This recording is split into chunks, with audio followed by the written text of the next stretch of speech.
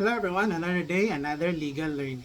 So, today we will talk about this. Being a teacher, we need to understand if ang ato bang gibuhat, discipline or is already child abuse.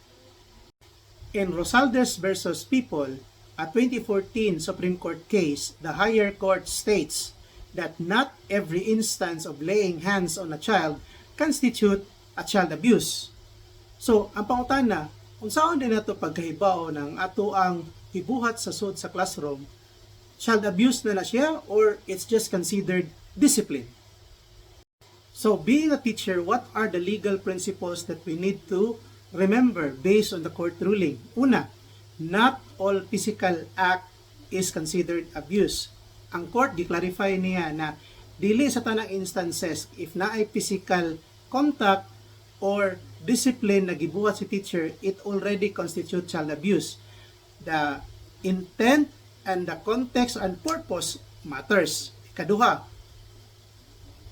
disciplinary context considered. Supreme Court clarified na there are times a teacher may use discipline or physical discipline to the student, but it must not be unreasonable and it must not be abusive. And lastly, kanigi yung ikatulo mo na ito ang timanan.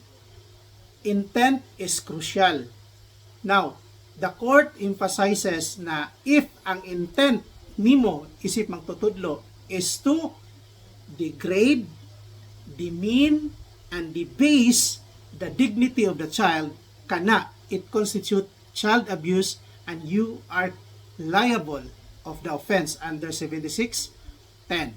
So, isip mga magtutudlo, before we do something towards our students or pupil, we always remember that 3 Ds. Debase, degrade, demean. If mo na itong intent, please refrain na niya. So thank you so much for listening. If you want to learn more videos relating to legal education, please like and share. And also please leave a comment in the comment section of what topic you want me to discuss. Again, thank you so much for watching. God bless.